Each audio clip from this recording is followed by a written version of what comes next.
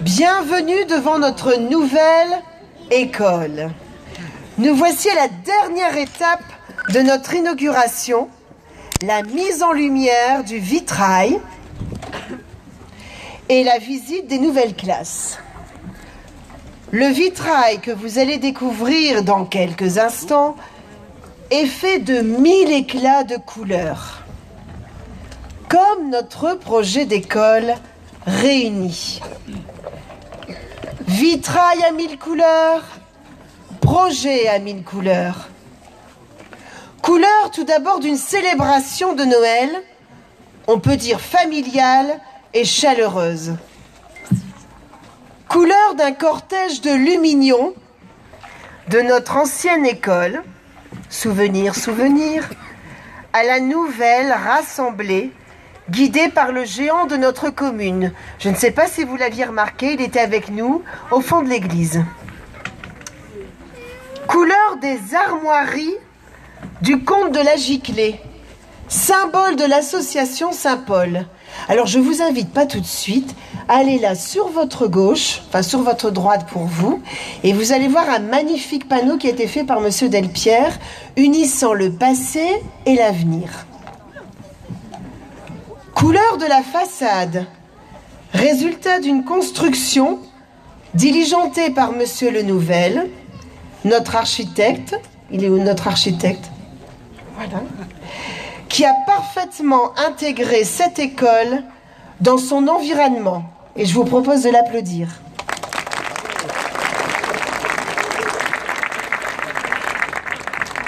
Et enfin, les 1000 couleurs de notre vitrail qui vous seront dévoilées par notre père évêque, toujours dans quelques instants. Ce vitrail a été réalisé par Monsieur Julien Salmon. Où est-il, Julien? Il est très grand. Normalement, il devrait dépasser. Eh bien, tant pis, je parlerai pour lui. Julien Salmon est un maître verrier à l'Aventie.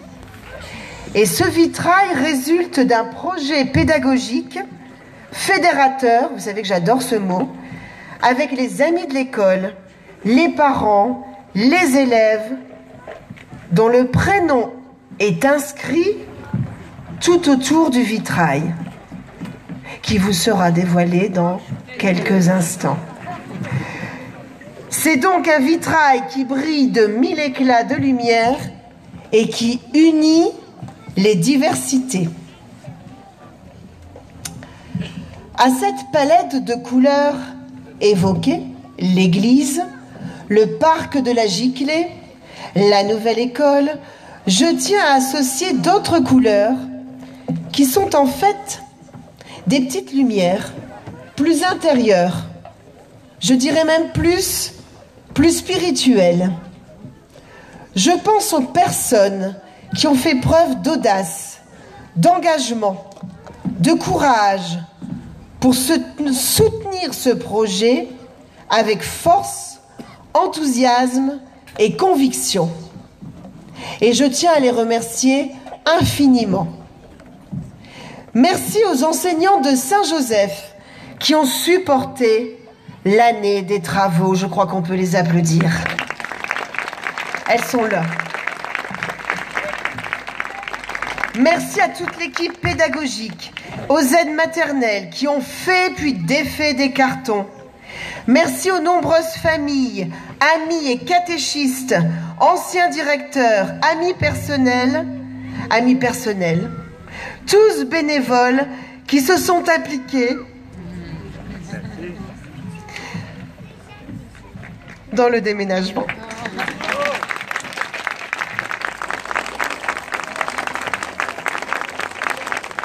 Merci aux membres OGEC, Nicolas, Mathieu, Pierre, Jean-Bernard, Stéphane, Catherine, notre secrétaire, Jean-Benoît et leur président Olivier que vous avez entendu tout à l'heure, qui ont suivi le chantier avec détermination et je dois dire, week-end compris. Bravo!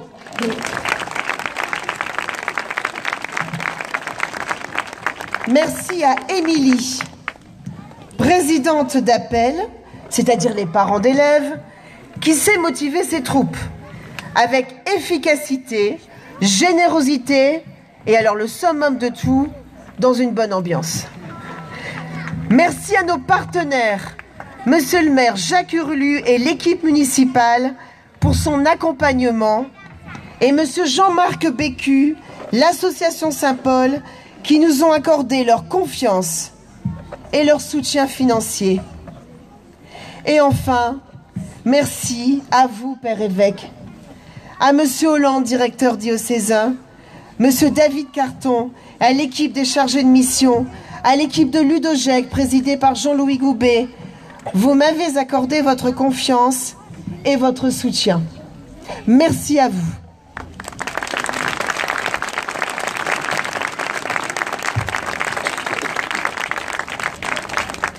Oui, l'enseignement catholique est bien vivant à l'Étrême.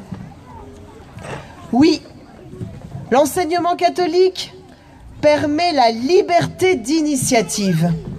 Et ça, c'est une chance. Notre nouvelle école rassemblée est le résultat d'une responsabilité partagée et d'une cohésion entre tous. Notre école offre une qualité de service aux familles avec le soutien de toujours s'améliorer.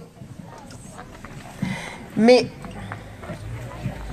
nous sommes devant de belles pierres, toutes neuves.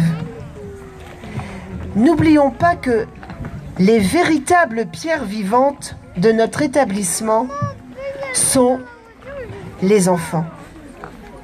À chacun d'entre nous, dans sa particularité, de rester au service de notre mission et d'illustrer au mieux la devise de l'école que vous connaissez, viens, vis et deviens.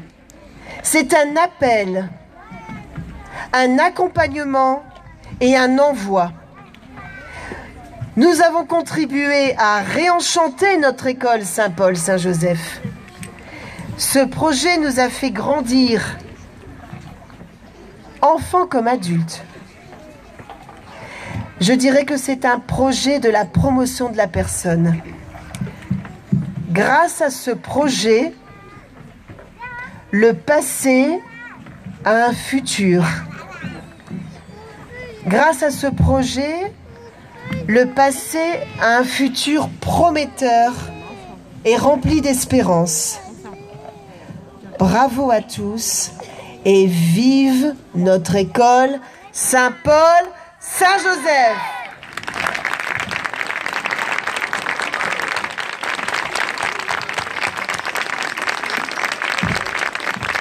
Alors je vais donner la parole au Père évêque maintenant, et puis ensuite, depuis le temps qu'on en parle, dans quelques instants, nous allons mettre en lumière notre vitrail.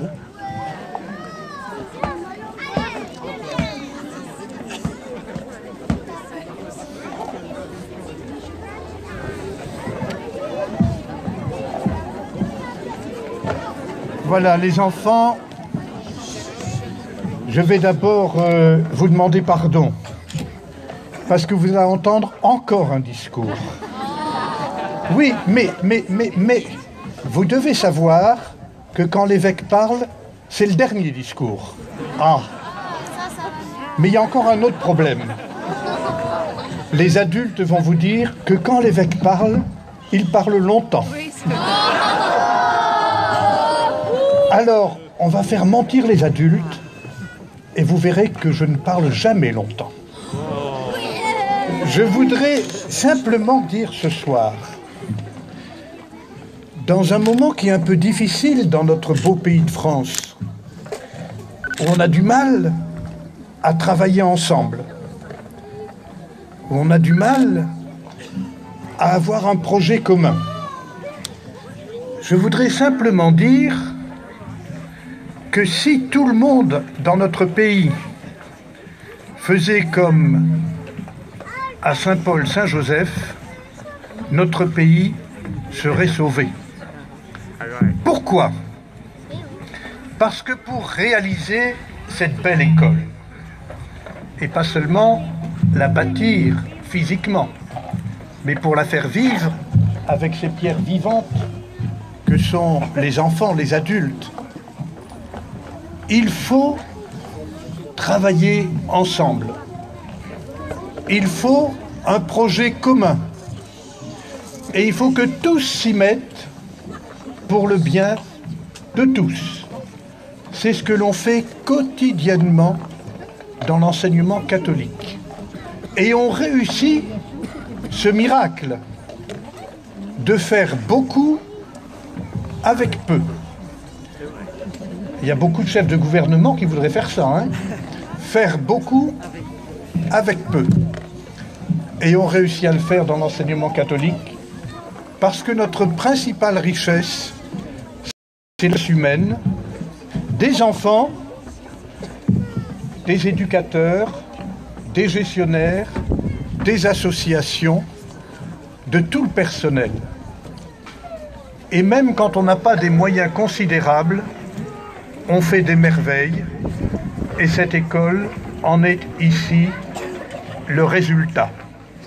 Alors c'est pour cela que, sans plus attendre, nous allons la faire vivre, l'illuminer, la rendre translucide à l'amour de Dieu, à l'amour que nous portons les uns pour les autres et à notre volonté de bâtir ensemble une belle communauté humaine et chrétienne. Voilà, j'en dirai pas plus.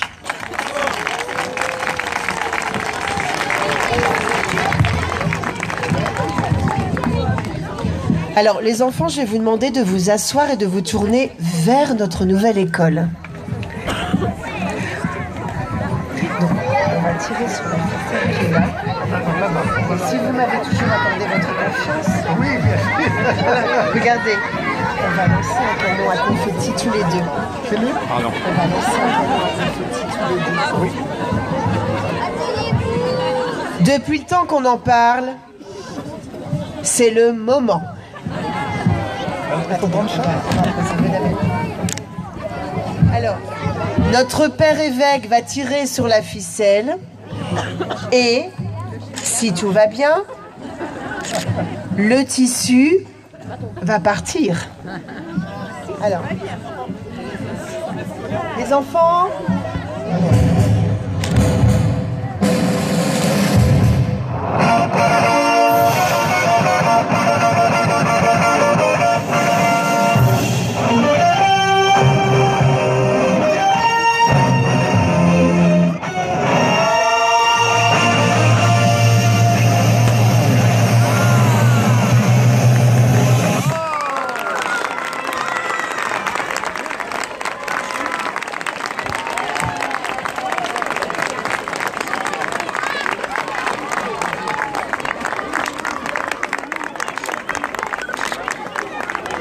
alors on va quand même, je sais que vous êtes remplis d'émerveillement, c'est normal, hein. On va se laisser un petit temps pour se l'approprier, ce vitrail.